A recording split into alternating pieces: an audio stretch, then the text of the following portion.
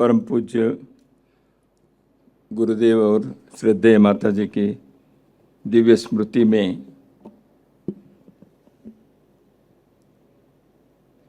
नमन करता हूं। आज के इस राष्ट्रीय सम्मेलन के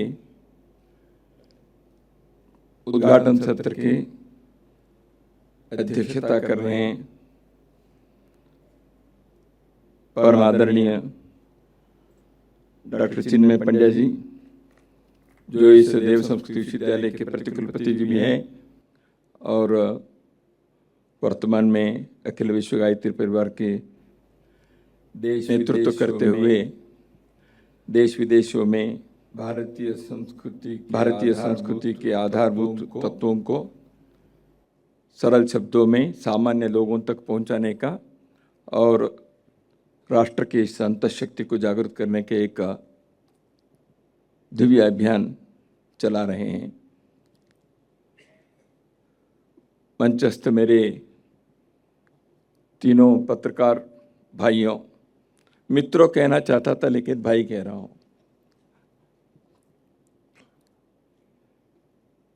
तो पत्रकार किसी के मित्र और भाई होना थोड़ा कठिन ही रहता है, लेकिन ये तीनों ऐसे हैं कि तरुण विजय जी, उदय माहुरकर जी और सुरेश चौहान के जी, इनको मैं वर्षों से जानता हूँ। ये हमारे जो देश के अंदर समाज को, संस्कृति को, धर्म को रक्षा करने की जो मुहिम चला है उसके ये सिपाही हैं और इनके बारे में आप लोग जानते हैं। ये शब्दों के सैनिक हैं, कलम के सेनानी हैं और इनके वाणी में शक्ति है, क्योंकि इसके पीछे अध्ययन तो है ही और भारत के प्रति जो भावना है, अगाध श्रद्धा है, वो इनके शब्दों में, वाणी में, आचरण में प्रस्फुटित होते रहते हैं। तो इसलिए इनके वाणी के बारे में तो आपको अभी परिचय हुआ ही है, रोज होता रहता है, आप जानते ही हैं, और ऐसे विषयों को भी उठाते हैं। और प्रवीण जी चतुर्वेदी जी इस अभियान में कुछ वर्षों पहले जुड़ गए, अमेरिका से लौटकर। बहुत कठिन रास्ते पर चले हैं प्रवीण जी, आसान नहीं है। जैसे अभी उदय जी ने कहा ना, उनके लेख नहीं छापेंगे उस विषय के, जिस विषय के बारे में उन्होंने उठाया उसके समर्थन नहीं मिलता। तो क्यों ऐसे हुआ है? देश आज़ाद होने के पश्चात भी, स्वाधीन होने के पश्चात भी, ये जो मस्तिष्क के स्वातंत्र चाहिए वो नहीं है, उसकी गुलामी अभी भी झलक रही है, जिसके बारे में डॉक्टर चिन्मय पंड्या जी ने तो वर्तमान अदृश्य असुरों के संदर्भ में आपने कहा। तो ये अदृश्य असुरों के कारण अनुभव में आता है, मायावी है, तरह तरह के जामा पहन के आते हैं, तंत्रज्ञान के मार्फत आते हैं। तो ऐसे मायावी असुरों के सामना करना आसान नहीं होता है, लेकिन उदय माहुरकर जी, प्रवीण जी, तरुण जी, सुरेश जी इसके बेड़ा उठाए हैं, क्योंकि आप जैसे लोगों के देश भर में समर्थन मिलता है, सहयोग मिलता है, स्वागत मिलता है। तो इसलिए देश के अंदर ऐसे राष्ट्रवादी, राष्ट्रीय जागरण के पत्रकारिता और मीडिया, यह सशक्त होने के जितने भी संभावनाएं हैं वो है, ऐसे हमको महसूस होता है। इसमें कोई क्षीण होने के, दुर्बल होने के कोई संभावना नहीं है, लेकिन संघर्ष तो है, क्योंकि इतने वर्षों की जो मानसिक गुलामी है, देश आज़ाद होने के पश्चात भी इस देश के अंदर जो औपनिवेशवाद के जो मस्तिष्क में है, कॉलोनियलाइज्ड माइंड्स, वो मीडिया में, एकेडमिक्स में, राजनीति में, पॉलिसी मेकिंग में, थिंक टैंक्स में, देश विदेशों के अंतर्राष्ट्रीय मंचों पर ये जो दास्यता के जो मानसिकता है वह काम कर, उस कारण से आज ये संघर्ष इस प्रकार से है।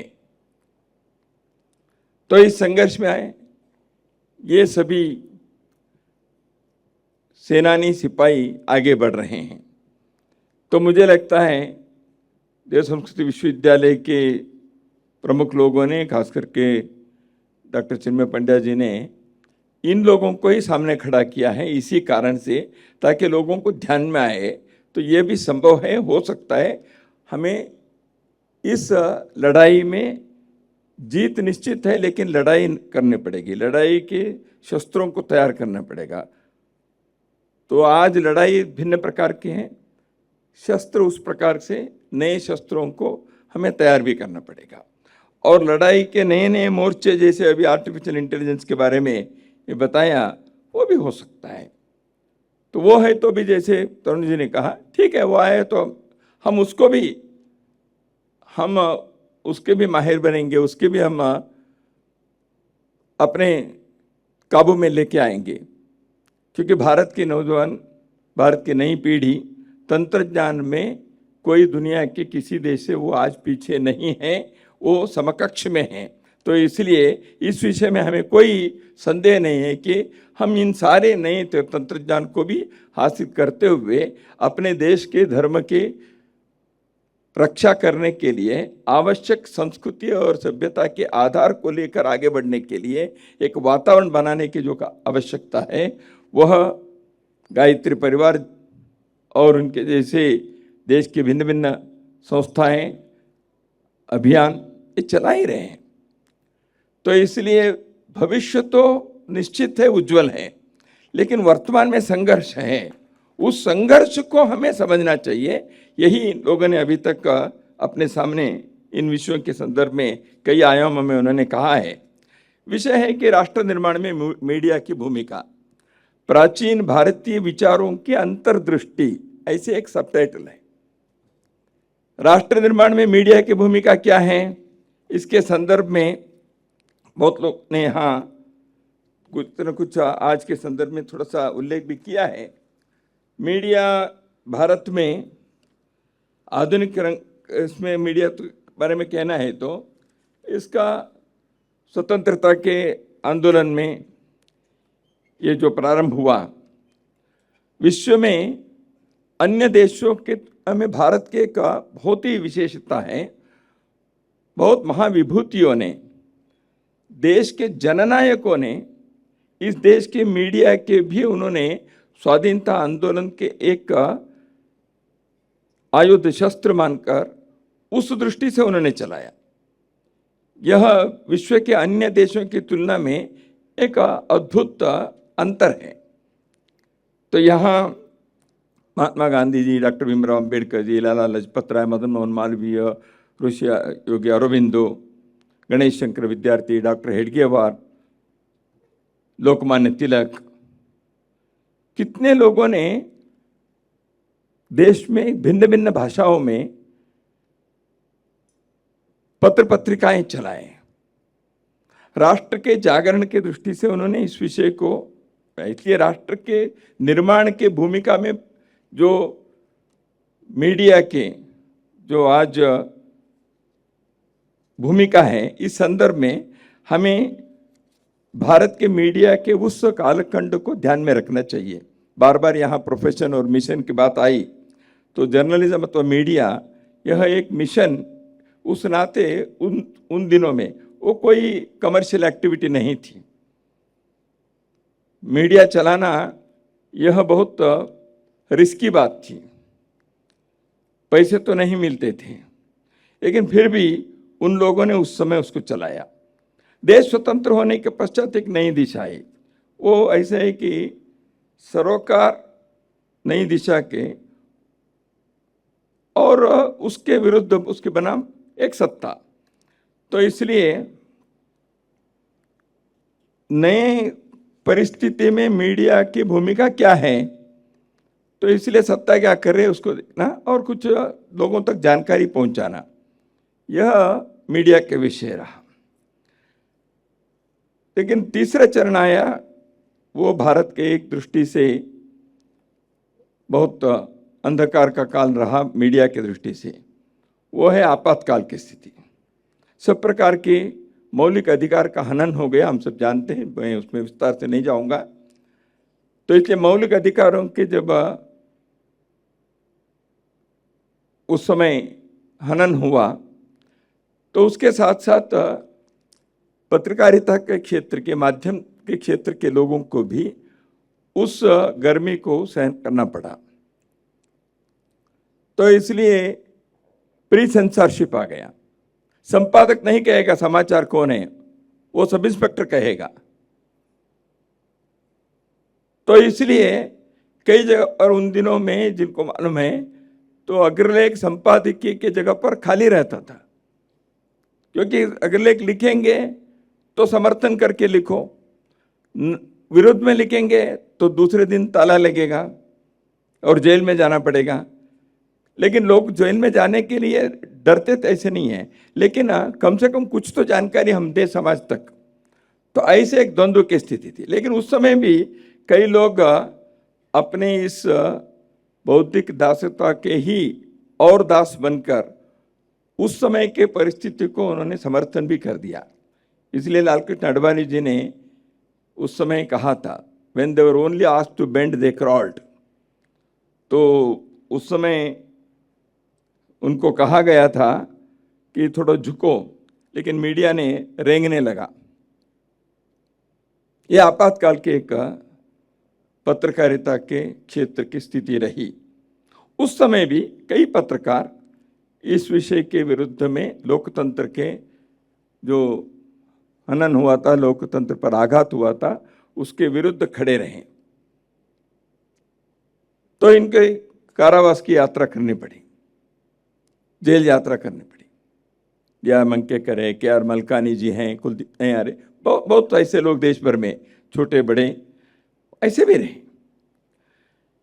आपातकाल के बाद एक और एक चरण आया, वो है एंटी एस्टैब्लिशमेंट का। एक सरकार जो भी करेगी उसको हम किसी न किसी प्रकार से विरोध करो। एक अभी सुरेश चौहान के जी ने जो शब्द का उपयोग किया, मीडिया एक्टिविज्म, ये शुरू हुआ। ये आपातकाल के पश्चात की देन है। तो ये मीडिया एक्टिविज्म के कारण समाज में कोई स्थिति है, उसके संदर्भ में मीडिया ने कई प्रकार के एक जो कहते हैं कि कौन सा जर्नलिज्म, इन्वेस्टिगेटिव जर्नलिज्म शुरू हुआ। तो इन्वेस्टिगेटिव जर्नलिज्म क्या था? कोई भ्रष्टाचार के मामला है, बंधुआ मजदूर के विषय हैं, कोई शोषण हो रहा है, जंगल में जनजाति के साथ कुछ हो रहा है, फैक्ट्री लगा रहे हैं लेकिन लोगों के शोषण हो रहा है। तो इस प्रकार से जो हो रहा है, लोकतंत्र के व्यवस्था में उन बातों को रोकने के या उसको रोकते हुए सही दिशा पर ले जाने के या गलती करने वाले, गुनाह करने वाले लोगों पर दंड देने के कार्य होना चाहिए। लेकिन जैसे अभी कहा आपने, चौथे स्तंभ लोकतंत्र की व्यवस्था में मीडिया, तो इस चौथे स्तंभ ने यह कार्य किया। तो हम समाज के बारे में सजग प्रहरी रहकर केवल जानकारी देना, प्रेस कॉन्फ्रेंस में होने वाली चीज़ों को समाचार में छापना या सम्मेलन, सभाएं, कार्यक्रम, उत्सव, इसको लोगों तक पहुंचाना, भाषण में क्या बताया, यहां तक मीडिया सीमित नहीं रह सकता। तो इसलिए खोजी पत्रकारिता शुरू हुई। इस खोजी पत्रकारिता के कारण समाज में दोनों प्रकार की एक है, एक तरफ खोजी पत्रकारिता, इन्वेस्टिगेटिव जर्नलिज्म ने समाज में ऐसे बहुत आवश्यक बातें जो सरकार के और समाज के सामने आना चाहिए, जैसे मैंने अभी उल्लेख किया, शोषण के बारे में, बंधुआ मजदूरों के बारे में, अन्याय हो रहा है उसके बारे में, भ्रष्टाचार हो रहा है उसके बारे में, इन बातों के बारे में पत्रकार लोगों ने जोखिम लेकर कई जगह पर उनको कई विरोध सहन करना पड़ा, गुंडों के सामना करना पड़ा। ऐसे परिस्थिति में पत्रकारों ने उन सारे परिस्थिति को सामना करते हुए सत्य को समाज के सामने लाने का प्रयत्न भी किया। लेकिन उस प्रकार के पत्रकारिता में भी, जैसे अभी उदय माहूरकर जी ने पैसे के लेन देन की बात की, वो भी होना शुरू हुआ। उसके कारण क्या है? जो डॉक्टर चिन्मय पंड्या जी ने अपने उद्बोधन में कहा था, मनुष्य के अंदर के जो लालच है, आकांक्षा है, काम क्रोध लोभ मोह मद मत्सर की बात आपने कही, वो पत्रकार को भी, वो तो एक्सेप्शन नहीं ना, वो भी तो मनुष्य है, वो इसमें फंस गया। इसलिए एक तरफ खोजी पत्रकारिता से बहुत बड़े एक लाभ और समाज के जागरण और समाज इस विषय के बारे में संवेदनशील होना, और कई स्थानों पर इस कारण से सरकार की ओर से सही कार्रवाई करने के लिए योग्य सामग्री मिलना, यह हुआ। अदालत के सामने, न्यायालय के सामने भी ऐसे बातों के कारण बहुत सारे सत्य सामग्री उपलब्ध हो गई। परंतु दूसरे तरफ कलम की ताकत को व्यापार के लिए उपयोग करने वाले लोगों के भी एक संख्या बनी। तो इसलिए कई लोगों ने ये हमारे लिए उपयोगी है, इसलिए तब येलो जर्नलिज्म शुरू हुआ। तो ये जो पत्रकारिता हुई, वो कोई भी अगर अपने कलम के आधार पर किसी को भी उनके दबाने के, दमन करने के, विरोध करने के, ब्लैकमेल करने के शुरू हो गया। तो ये जब ब्लैकमेल करना शुरू हुआ, पत्रकारिता के सामने प्रश्न खड़ा हुआ। यह समाज के प्रबोधन के लिए है, समाज के सामने सत्य लाने के लिए है, राष्ट्र के निर्माण में सही सकारात्मक भूमिका निभाने के लिए पत्रकारिता है, या अपने स्वार्थ को साधने के लिए किसी न किसी प्रकार से लोगों को ब्लैकमेल करते हुए अपने को आगे बढ़ाने के लिए, प्रमोट करने के लिए है। पत्रकार लोगों के सामने जब मिशन प्रोफेशन बना, कमर्शियलाइज हुआ, इसका ये नतीजा हुआ। तो इसलिए पत्रकारिता को मिशन के नाते रखने के जो मूल से अपने देश में हुआ, वो दिशा बदल गई, ट्रैक बदल गया। हाँ, इसमें भी अपवाद है, बहुत सारे लोगों ने उसको, उस मशाल को जीवित रखा, ऐसे लोगों की संख्या है। लेकिन ये दूसरे एक रास्ता शुरू हो गया। तो इसलिए राष्ट्र निर्माण के भूमिका में पत्रकारिता के जो एक महत्व, राष्ट्र निर्माण के कार्य में पत्रकारिता की जो एक महत्व भूमिका है, उसको हमें इस दृष्टि से आकलन करना चाहिए। इसलिए मीडिया की दिशा समाज विरोधी नहीं, समाज प्रेरक होने चाहिए।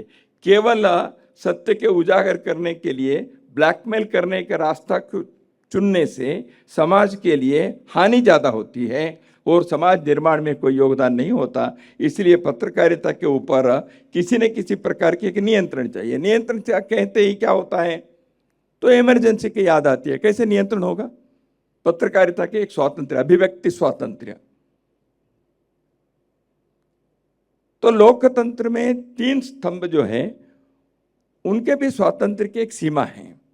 पत्रकारिता के लिए असीम नहीं हो सकता, लेकिन सीमा, इसके ऊपर नियंत्रण सरकार नहीं कर सकता। वो करने से एकाधिकार हो जाता है, इमरजेंसी की बात आती है। गलत अनुभव हुआ है। तो इसलिए कई पत्रकार संस्थाओं ने, माध्यम के कई संस्थाओं ने एक विषय तो आगे बढ़ाया था, वो है ओम्बड्समैन की। हम स्वयं नियंत्रण करेंगे, अपने पत्रिका में ठीक बात आती है कि नहीं, उसके देखने वाले स्वतंत्र लोग, समाज के ऐसे विद्वान, समाज के ऐसे जिनके चारित्र्य, जिनके शील, जिनके धर्म प्रवणता यह उच्च स्तर के हैं, ऐसे लोगों के समिति बनाकर करने के लिए बहुत लोगों ने सुझाव भी दिया। इसलिए पत्रकारिता धर्म, ये धर्म पालन करना है। ये पत्रकारिता धर्म को पालन करने वाले लोगों को अपने स्वयं के आत्मनियंत्रण चाहिए। जिस बात के बारे में अपने उद्बोधन में डॉक्टर चिन्मय पंडित ने कहा था, आज ऐसे अदृश्य असुरों के नियंत्रण के लिए अपने अंदर के ही सात्विक शक्ति को, अपने अंदर के ही उस धर्म प्रवणता को, अपने अंदर भी उस संस्कृति के धारा को कहीं न कहीं इस प्रकार से अभिव्यक्त करने के लिए प्रयत्न करना चाहिए। इसलिए पत्रकारिता धर्म ये बिजनेस नहीं है, ये साधना है, ये योग है, ये राष्ट्र के प्रति एक धर्म है। यह यदि पत्रकारिता स्कूल्स में पढ़ाएंगे तो ब्लैकमेल करना, येलो जर्नलिज्म करना, ये सारी बातें बंद होगी। और कोई सरकार के नियंत्रण नहीं चाहिए, उसका तो विरोध करना ही पड़ेगा, लेकिन अभिव्यक्ति स्वातंत्र की सीमा को अपने दृष्टि से रखने के लिए पत्रकारिता क्षेत्र को ही सोचना चाहिए, हमें क्या करना क्या नहीं करना। इसलिए मैंने कहा ये जो सिपाही हैं उन्होंने उस दृष्टि से इस क्षेत्र के लिए बहुत बड़ा योगदान दिया है। इसलिए आज इनके वाणी में ये जो उद्बोधन में उन्होंने जो दिशा दिए हैं वह राष्ट्र निर्माण में पत्रकारिता की भूमिका कैसे होना चाहिए केवल शब्द नहीं है, इन लोगों ने उसको अपने जीवन में, अपने प्रोफेशनल लाइफ में करके दिखाया है। तो इसलिए मित्रों मैं आपको बताऊंगा, अभी अगला चरण पत्रकारिता क्षेत्र में मध्य में है, वो है हमको भारत के पुनरुत्थान के लिए, पुनरोदय के लिए, और एक आने वाले में भारत को एक धर्म प्रमाणित विकसित भारत के लिए एक परिवर्तित समाज के दूत बनकर पत्रकारिता को उस दृष्टि से आगे बढ़ाने के लिए प्रयत्न करना चाहिए। आज विश्व में कई प्रकार के विषय उठते हैं, युद्ध चल रहे हैं, प्रत्यक्ष युद्ध भी चल रहे हैं, हम देख ही रहे हैं, जैसे यूक्रेन में इतने वर्षों से चल रहा है और अन्य भागों में भी। आर्थिक क्षेत्र की लड़ाई चल रही है, बलवान देश सामान्य अन्य देशों के ऊपर जिस प्रकार वो एक दबाव लाकर अपने स्वार्थ को साधने में लगे हैं, लेकिन समाजों के अंदर भी तनाव है। समाज के अंदर समूहों के बीच संघर्ष है, तनाव है, और व्यक्ति के जीवन में तनाव है, आशा आकांक्षाएं और लालच, काम क्रोध लोभ, ये एक। दूसरे तरफ पर्यावरण के रक्षा के, और जिस प्रकार प्रदूषण हो रहा है, इस कारण से जीवन के हर क्षेत्र में जिस प्रकार की एक दुस्थिति, एक नकारात्मक स्थिति आ रही है, इसके अनुभव भी हम कर रहे हैं।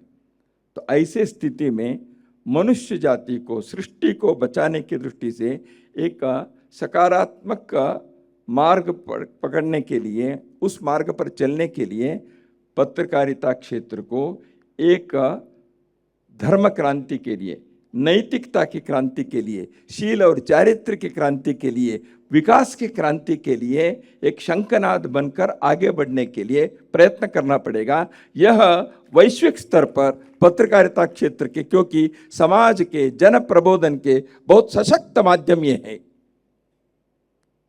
तो इसको करना पड़ेगा। इसलिए पत्रकारिता क्षेत्र यह तपस्या के, साधना के क्षेत्र है। ये केवल सूचना और जानकारी देने वाले लोग नहीं हैं। प्रारंभ से ही अपने देश में संवाद के, क्योंकि मीडिया और कम्युनिकेशन ये दो अलग अलग शब्द हैं। जो कम्युनिकेशन है, संचार है, संवाद है, उसको करने के लिए जो माध्यम का उपयोग करते हैं, कागज के, लेखन के, डिजिटल माध्यम के, एआई के, ये सब माध्यम हैं। माध्यम में अपने आप में कुछ कमी, अच्छे, गलती, सुधार ऐसे नहीं होता, वो सब अच्छा ही है। वो बुराई कब होती है, उसमें संवाद क्या करते हैं इस पर है।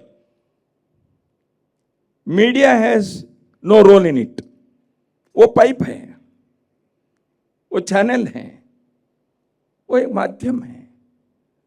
लेकिन कम्युनिकेशन क्या करते हैं, संवाद क्या करना चाहते हैं, संचार क्या होता है, ये महत्व के हैं। उसके लिए आधारभूत बातों को शिक्षा में, समाज में, संस्कृति में करने की आवश्यकता है। तब कलम पकड़े हुए या स्क्रीन पर आने वाले या डिजिटल करने वाले या सोशल मीडिया में करने वाले वो व्यक्ति सही चीजों को लाएगा। माध्यम तो सशक्त है, उसके अंदर फीड करने वाले लोग क्या करने चाहिए। तो इसलिए अपनी भारतीय दृष्टि इसमें है। इस भारतीय दृष्टि को, भारतीय दृष्टि में संवाद तीनों है। एक प्रकृति के साथ संवाद है, एक समाज के अन्य लोगों के साथ संवाद है, एक स्वयं के संवाद है। मनुष्य समाज के साथ संवाद करते करते, प्रकृति के साथ संवाद करते, संवादहीन स्थिति यानी स्वयं के साथ संवाद करने का समाधिस्थ होने तक संवाद के उस चरम स्थिति पर जाने के लिए इस देश के अंदर योग साधना की गई है। तो वह भूमि है। इसलिए संवाद के इस स्थिति को हमें समझना चाहिए। जैसे नारद के यहाँ उदाहरण उल्लेख आया, नारद जी ने सूत जी से पूछा और सूत जी ने कई कथा सुनाई। भारत के एक सनातन मीडिया की ये पद्धति रही है। यहां मौखिक संवाद भी हुआ है। जिस कालखंड में न कागज, न कलम, न कोई डिवाइस, कुछ भी नहीं था, ऐसे हजारों वर्ष हमने इस देश के, आप सभी जानते ही हैं, वेद उपनिषद को मौखिक परंपरा में जारी रखे। वो भी संवाद तो था ना। इसलिए संविदा पाठ, जटा पाठ, पद पाठ, क्रम पाठ से हमने हजारों वर्षों तक कैसे किया। दो पद्धति थी, गुरुकुल पद्धति, पारिवारिक पद्धति। गुरुकुल के द्वारा इसको आगे बढ़ाया, परिवार में पीढ़ी दर पीढ़ी उसको सिखाया। लेकिन केवल सीखे क्या, शब्दों को, वेद मंत्र के, उपनिषद के शब्दों को सीखकर उसके केवल कंठस्थ होकर बोलना चाहिए, भकाना चाहिए, ये हमारे यहाँ नहीं है। वो सीखने वाला, बोलने वाला जीवन कैसे चलाना चाहिए, उसके शील यदि नहीं है, उसके आचरण यदि नहीं है, वो बोलने से कोई उसका अर्थ नहीं होता, उसमें अंदर शक्ति नहीं होती। इसलिए उसके साथ साथ वो गुरुकुल में और पारिवारिक पद्धति में इस संवाद के तंत्र को जब चलाया, उन्होंने उसके साथ साथ आचरण कैसे होना चाहिए, नैतिक जीवन कैसे होना चाहिए, उस आचरण और चारित्र के आधार पर बोलने वालों के, संवाद करने वालों के वो ताकत होती है। इसलिए लिखना, बोलना और जीवन के आचरण यह आवश्यक है। यह भारतीय दृष्टि है। स्वामी विवेकानंद या चाणक्य या और कई लोगों ने भारत की दृष्टि संवाद में कैसे रहें, इसके बारे में कुछ बातें बताए हैं। वो भी मैं कहकर मेरे कथन को समाप्त करता हूँ। तमिल कवि तिरुवल्लुवर, उन्होंने कुरल में ये कहा है, उन्होंने जानकारी को अलग अलग सोर्स से, सत्य को अलग अलग ढंग से लेने के बारे में उन्होंने आग्रह किया है। तो लेकिन उसमें उन्होंने ये कहा है कि ऐसे जो देने समय केवल जानकारी को बिना समझे, जीवन के बिना अनुभव के केवल प्रेषित करने से डंभ होता है। तो इसलिए जानकारी को समझने वाले, सत्य को प्रेषित करने वाले व्यक्ति दिखावा ना करे, वो अपने जीवन में पहले समझे, तो फिर दूसरों को देने में उन जानकारी को, सूचना को, उस सत्य के उजागर करने को कोई अर्थ होता है। यह तिरुकुरल में तिरुवल्लुवर ने कहा। क्या इसमें एक हमको दृष्टि नहीं मिलती वर्तमान मीडिया के लिए? ऐसे ही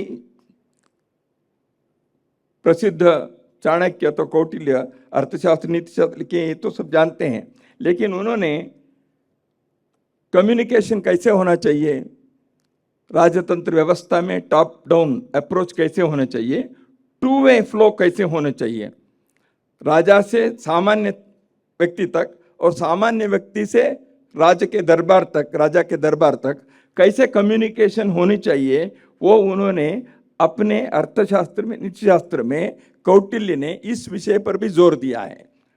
क्योंकि गवर्नेंस में यह बहुत आवश्यक है। सही कम्युनिकेशन कैसे आना चाहिए, इसके बारे में उन्होंने कहा। स्वामी विवेकानंद मीडिया के संदर्भ में उन्होंने कहा, गलत इस्तेमाल ना किया जाए मीडिया को। नेगेटिव जो जर्नलिज्म है उसके विरुद्ध उन्होंने सावधानी भी बताई और स्वयं उन्होंने प्रबुद्ध भारत नामक एक पत्रिका उन्होंने चलाई, संपादक के नाते किया। और स्वामी जी ने कहा, जो मीडिया है, जर्नलिज्म है, ये बहुत पावरफुल है, ये बहुत सशक्त माध्यम है। इसको उन्होंने कहा, स्वामी जी ने, समाज परिवर्तन और महिलाओं के सशक्तिकरण, for the social reform and the empowerment of women, इसके लिए आपके कलम का उपयोग होना चाहिए, आपके बुद्धि का उपयोग होना चाहिए, पत्रकारिता इस दृष्टि से आगे बढ़ने चाहिए। इसको उन्होंने कहा, ये जिम्मेवार पत्रकारिता, रिस्पॉन्सिबल जर्नलिज्म, मॉरल जर्नलिज्म, नैतिक मीडिया, ये स्वामी विवेकानंद जी का कथन है। तो इसलिए भारतीय दृष्टि क्या है? भारतीय दृष्टि केवल वैचारिक स्तर पर कुछ विषय रखना नहीं है, जीवन के आचरण के स्तर पर होना चाहिए। सत्य को आप प्रेषित करते हो, उसको समझ कर करो। सत्ता के कारण दबना नहीं चाहिए, not to crawl but to stand up. पैसे के लिए सत्य को बेचना नहीं चाहिए। नैतिकता, धर्म, राष्ट्र के हित जब प्रश्न उठते हैं, उस समय पत्रकार भी देश के एक जागृत नागरिक के नाते अपने सब कुछ न्योछावर करके भी सत्य को, धर्म को, राष्ट्र के हित को सर्वोपरि मानकर खड़े होने के लिए तैयार रहना चाहिए। तब राष्ट्र के पुनर्निर्माण में पत्रकारिता की भूमिका सकारात्मक दृष्टि से एक योग्य उदाहरण के रूप में प्रस्तुत होने के दिन आते हैं। वो दिन अभी हैं। हम उस दिशा में जाने वाले लोगों को सामने देख रहे हैं। ऐसे लोगों की शक्ति बढ़े, ऐसे लोगों की संख्या बढ़े। भारत विश्व के अंदर एक नए मनवंतर को पत्रकारिता क्षेत्र में विश्व के लिए एक मॉडल बनने के स्थिति को लाने का प्रयत्न हम करें, उसके लिए संकल्प लेकर जाएं। यही कुछ शब्द आपके सम्मुख रखते हुए मेरे वाणी को विराम देता हूं। नमस्कार।